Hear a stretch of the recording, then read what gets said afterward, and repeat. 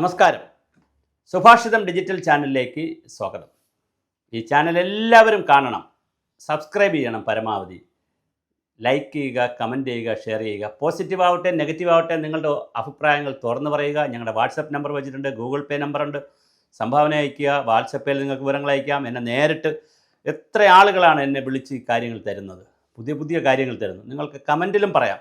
ഒരു കമൻറ്റും നമ്മൾ ഡിലീറ്റ് ചെയ്യാറില്ല, അതിനകത്ത് കിടക്കും. തീർച്ചയായിട്ടും നിങ്ങൾക്ക് അഭിപ്രായങ്ങൾ പറയാം. ഡി എ സംബന്ധിച്ച് നമ്മൾ നിരവധി വീഡിയോ ചെയ്തിട്ടുണ്ട്. സർക്കാർ ഉദ്യോഗസ്ഥരുടെ ഡി എ സംബന്ധിച്ച്, കെട്ടിട നിർമ്മാണ തൊഴിലാളികളെ സംബന്ധിച്ച് ചെയ്തു, ആശാ വർക്കേഴ്സിനെ സംബന്ധിച്ച് ചെയ്തു, തൊഴിലുറപ്പുകാരെക്കുറിച്ച് ചെയ്തു, അംഗനവാടികളെക്കുറിച്ച് ചെയ്തു, പാചക തൊഴിലാളികളെക്കുറിച്ച് ചെയ്തു. അങ്ങനെ സമസ്ത വിഭാഗം ആളുകൾ, ഇനിയിപ്പോൾ കർഷകരെക്കുറിച്ച് നേരത്തെ ചെയ്തിരുന്നു. ഈ സമൂഹത്തിലെ സമസ്ത വിഭാഗം ജനങ്ങളുടെയും ദുരിതം പേർന്നവരുടെ കാര്യങ്ങൾ ഓണത്തിന് മുമ്പേ ചെയ്യുന്ന ഒരു സ്ട്രാറ്റജിയായി എടുത്തുകൊണ്ടാണ് നമ്മൾ ചെയ്യുന്നത്. എന്തുകൊണ്ട് ഡി എ കൊടുക്കുന്നില്ല, എന്തുകൊണ്ട് പങ്കാളിത്ത പെൻഷൻ, എന്തുകൊണ്ട് ലീവ് സറണ്ടർ അനുവദിക്കുന്നില്ല എന്നുള്ളതിൻ്റെ ആഗോള പശ്ചാത്തലം പറയുക എന്നുള്ളതാണ് ഞാൻ ഈ വീഡിയോയിലൂടെ ഉദ്ദേശിക്കുന്നത്.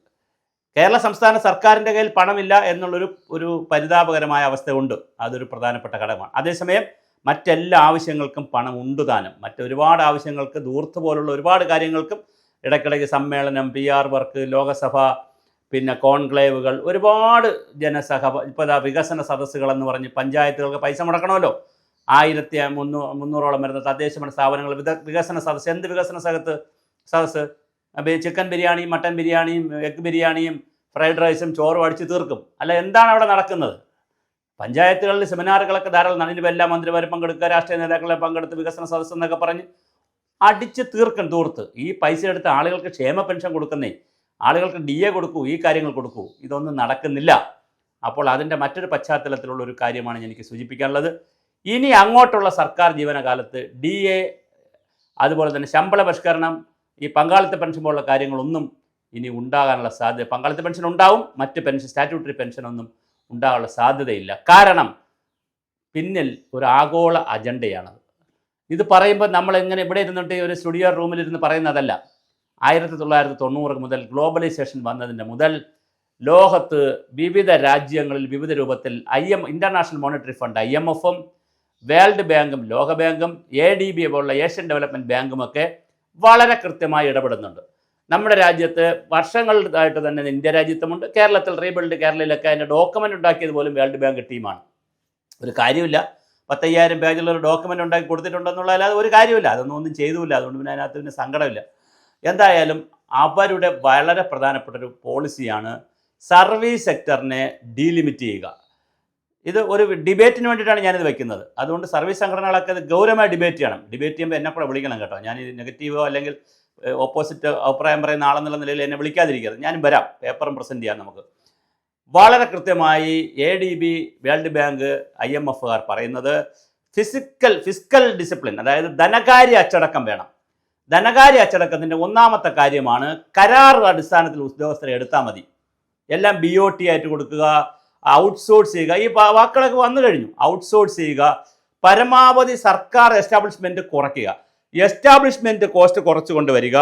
അപ്പോൾ എന്താ ചെയ്യാൻ പറ്റുക? അത് സ്റ്റേറ്റിനോടേ പറയുന്നുള്ളൂ, സെൻട്രലിനോട് വലുതായിട്ട് പറയുന്നില്ല. അതാണ് എൻ്റെ തമാശ. അതുകൊണ്ട് IAS ഇതൊന്നും ബാധിക്കത്തില്ല. സ്റ്റേറ്റുകൾ എന്ത് കുറയ്ക്കുക? സെൻട്രലും കൂടെ കുറയ്ക്കണമെന്ന് പറഞ്ഞാൽ ചിലപ്പോൾ IAS പിടിച്ച് വിഴുങ്ങും, അല്ലെങ്കിൽ അവരിത് കൈകാര്യം ചെയ്യും. അതുകൊണ്ട് സ്റ്റേറ്റുകൾ എന്ത് ചെയ്യണമെന്നാണ് പറയുന്നത്? സ്റ്റേറ്റുകൾ ഫിസ്ക്കൽ ഡിസിപ്ലിൻ, അതായത് ധനകാര്യ അച്ചടക്കം കൊണ്ടുവരണം. അതിന് വേണ്ടി ചെയ്യേണ്ടത് സർവീസിൻ്റെ കാര്യത്തിന് സർവീസ് ചാർജുകൾ ഏർപ്പെടുത്തണം. യൂസർ ഫീ ഏർപ്പെടുത്തുക. ഇപ്പോൾ റോഡുണ്ടെങ്കിൽ അതിനകത്ത് ടോൾ ഏർപ്പെടുത്തണം.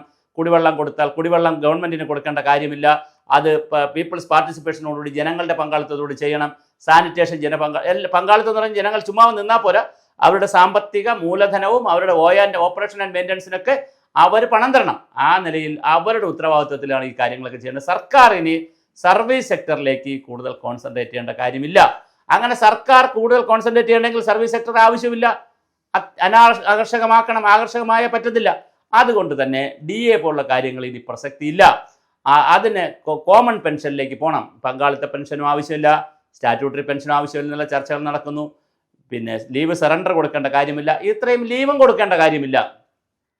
കരാർ ഉദ്യോഗസ്ഥരാകുമ്പോൾ വളരെ എളുപ്പമുണ്ട്. ഇപ്പോൾ നിങ്ങൾ നോക്കൂ, ജലനിധി, ജലജീവ മിഷൻ പ്രത്യേകിച്ച് ഓഫീസിൽ എന്നാൽ പോലും കരാറാണ് അതിൻ്റെ അകത്ത് പറയുന്നത്.